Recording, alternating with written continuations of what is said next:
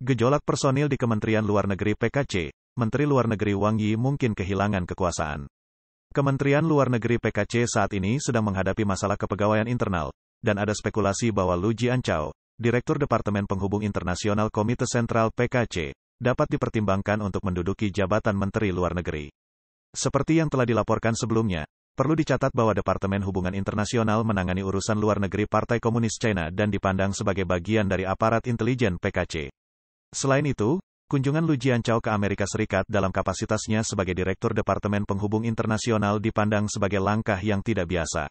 Spekulasi ini meningkatkan kemungkinan bahwa Menteri Luar Negeri saat ini, Wang Yi, mungkin beresiko kehilangan posisinya. Menurut komentator Chen Pokong, ada laporan mengenai ketidakpuasan Xi Jinping terhadap Menteri Luar Negeri Wang Yi karena kesalahan diplomatiknya yang berulang-ulang. Di tengah rumor mengenai posisi Wang Yi yang tidak menentu, kini tampaknya Xi Jinping berniat untuk mengurangi pengaruh Wang Yi secara signifikan. Setelah mantan Menteri Luar Negeri Qin Gang menghilang pada akhir Juni tahun lalu, Wang Yi mengambil alih tanggung jawabnya hanya 1 bulan kemudian. Wang Yi secara resmi ditunjuk sebagai Menteri Luar Negeri melalui sebuah keputusan yang ditandatangani oleh Xi Jinping. Selama periode kembalinya Wang Yi, China mengalami serangkaian insiden diplomatik. Pada akhir Agustus, selama forum bisnis BRICS yang diadakan di Johannesburg, Afrika Selatan, Xi Jinping dijadwalkan untuk hadir dan menyampaikan pidato. Namun, ketika forum dimulai, Xi Jinping tidak hadir dan tidak ada penjelasan resmi yang diberikan. Wang Yi, yang saat itu menjabat sebagai Menteri Perdagangan PKC, harus menyampaikan pidato Xi keesokan harinya.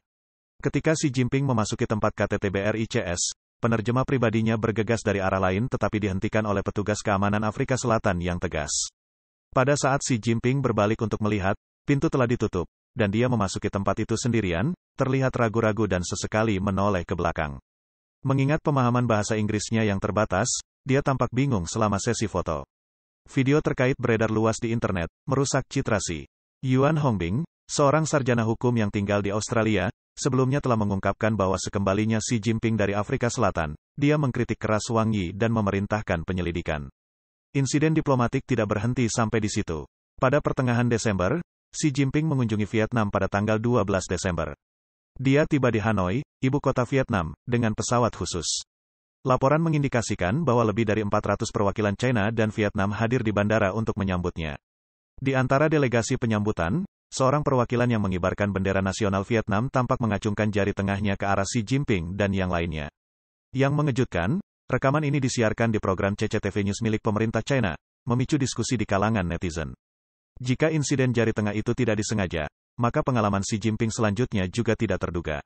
Pada tanggal 14 Desember televisi Vietnam menayangkan cuplikan Xi Jinping pada sebuah jamuan makan malam yang diselenggarakan oleh Nguyen Phu Trong, Sekretaris Jenderal Partai Komunis Vietnam.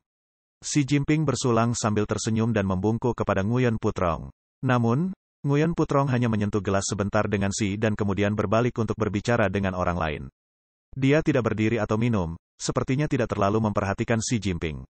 Netizen China secara luas menafsirkan hal ini sebagai sebuah penghinaan. Insiden-insiden memalukan yang terjadi secara beruntun selama kunjungan Xi Jinping ke Vietnam mungkin telah meningkatkan ketidakpuasannya terhadap Wang Yi.